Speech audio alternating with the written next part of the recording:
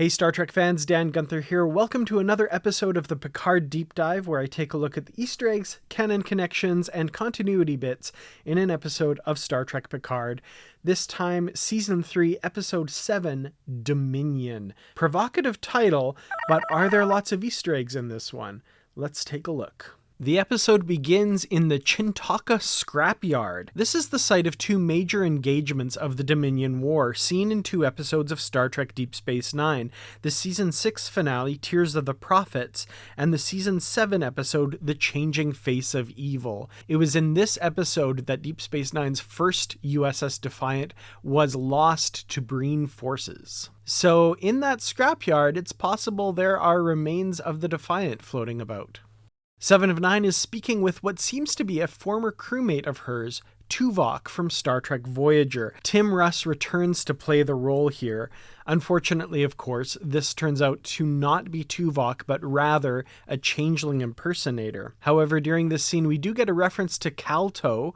This was a game that was often played by Tuvok on Star Trek Voyager, and as is stated in this episode, he played many games against 7 of 9 as well. We also get another Admiral Janeway name drop here, furthering my suspicion that we may get a Kate Mulgrew as Janeway appearance at some point this season. Also, at the point in the conversation where it seems that Tuvok's identity has been confirmed to be that of Tuvok, which we of course learn is a fake out, we get the Voyager theme swelling underneath the dialogue, which was very nice to hear. We've heard it before in this season, notably when seeing Voyager in the episode The Bounty. But it's very nice to hear here, even though the orchestra is being used to fake us, the audience, out.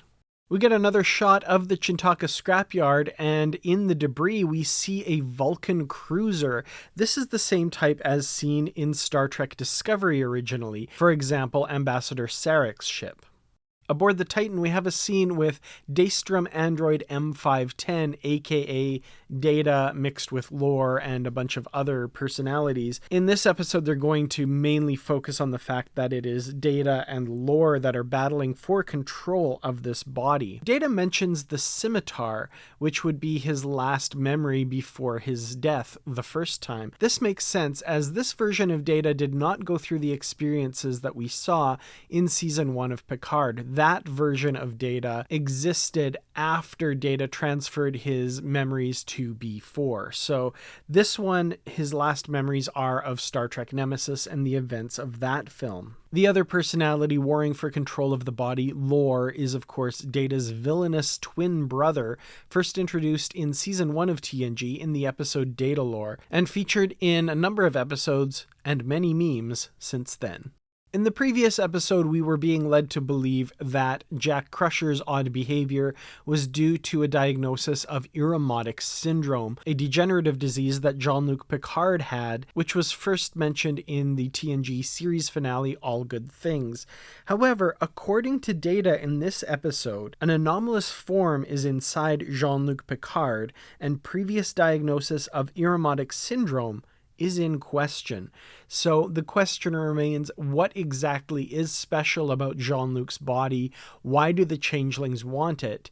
And what does that mean for what's going on with Jack Crusher, which, as I said in the previous episode, I don't think is due to Irumodic syndrome. I also believe that Picard and company's supposition that the changelings are trying to make a perfect duplicate of Picard to impersonate him at the Frontier Day festivities. I don't think that is the plan at all. I think they're up to something completely different. And when Picard mentions this theory to Vadic, her face is completely unreadable. So it's hard to say if she's thinking, oh no, they've caught on to my dastardly plan or the plan of my handlers, or she's keeping her face impassive because they are not even close. And personally, I think that is the correct interpretation. And speaking of Jack Crusher, we get further evidence of his odd abilities here, which of course cannot be just Irumodic syndrome.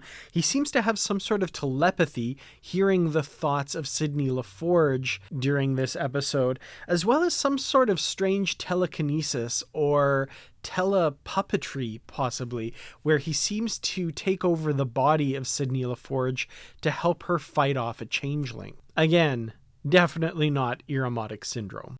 The Titan lays a trap for Vatic and the Shrike in open space in the Alpha Quadrant, according to this title card. And interestingly, there is another Vulcan cruiser at this location, the same type seen earlier at Chintaka. In an amusing reuse of sound effects, Vatic's team aboard the Titan scans for life forms, and the sound that is being emitted by their scanners is exactly the same as the tricorders in Star Trek III: The Search for Spock, as Lieutenant Savick and David Marcus search for Spock. Scattered like rats.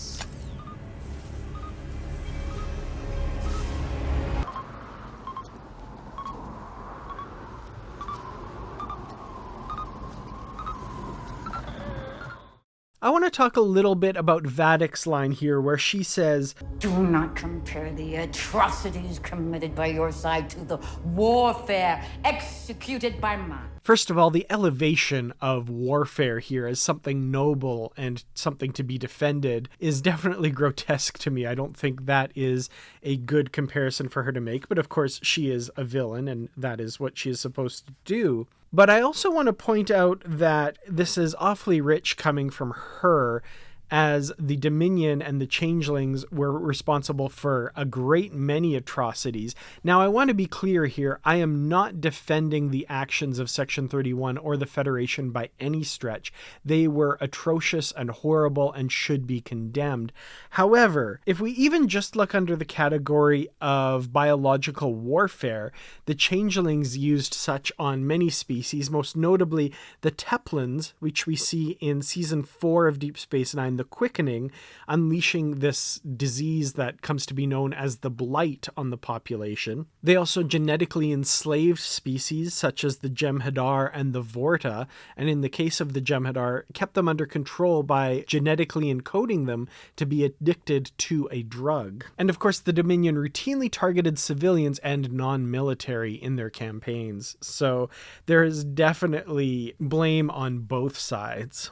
I also feel a little vindicated by something that's pointed out in this episode. In the last episode, Picard says that Starfleet developed and gave a cure to the Founders, that Starfleet delivered it to the Founders' homeworld at the end of the war, which I pointed out as being not exactly true. The cure was stolen by Dr. Bashir and Chief O'Brien, and it was Odo that delivered it to the Founder leader and then to the Founders' homeworld at the end of the war. Initially, Starfleet voted to not give that cure to the Founders, as is mentioned by Vatic in this episode, and it took Odo going against the wishes of Starfleet and the Federation to give that cure to the Founder leader. Now, Starfleet may have authorized the delivery of the cure to the Founders' homeworld at the end of the war, but that was definitely due to the intervention of Odo, which Vatic mentions in this episode as well. A lot of people have commented this season on the look of the Changelings, saying they look a lot different. My wife in particular says they have a meaty look to them, which I definitely can't argue with. But it seems that the changes that were made to Vatic by the experimenter in the Section 31 site is what accounts for the different look, as we see the traditional golden goo changelings in test tubes aboard that station. And it's only after Vatic has been altered that we see that kind of meaty look to her as she changes forms. This scene between Geordi LaForge and Data, well, he's actually Lore at the time, but eventually Data reasserts control, is absolutely heartbreaking and touching. I love this true reunion between these two, and Geordi bearing his soul, telling Data what it meant to him for Data to be his friend. This was so great. I've always loved the relationship between Data and Geordi, and to see that realized here was truly touching and a little heartbreaking as well, knowing that we could lose Data. However, it is that gives him the strength to take over from Lore and turn the tables on Vatic and her people. Although that is short-lived, and unfortunately, Vatic takes over the ship. Speaking of Vadic taking over the ship, this is definitely a trope we've seen many times in Star Trek before. What immediately comes to mind is the Kazon Maj Kula taking over Voyager in the Season 2 finale Basics. We also have the Dominion taking over Deep Space Nine in the Season 5 finale Call to Arms, as well as the Jem'Hadar taking over the Defiant in a number of episodes, and various other enemies taking control of Federation starships. It's kind of almost become old hat at this point, but Vadic, played by Amanda Plummer, is so dang compelling. I really can't wait to see where this goes next week. Well, those were the Easter eggs that I found in this episode. A little lighter, especially lighter than last week's episode, The Bounty, but there were definitely a few to be found, and of course there will be more to be found in the last 3 episodes of Picard, which we still have yet to get to. Next episode, of course, is called Surrender. I will be doing the deep dive on that shortly. So all that is left today is to say thank you all so very much for watching. Thank you, of course, especially to the Patreon supporters. I really could not do this without you, and thank you to the newest supporter, Paul D. Kinnear. Thank you very, very much for joining up. If you'd like to help support the channel, just go to patreon.com/Kertrats and join at any level. We'd love to have you on board. Thank you again so much for watching. I'll see you in the next episode. Until then, as always, live long and prosper.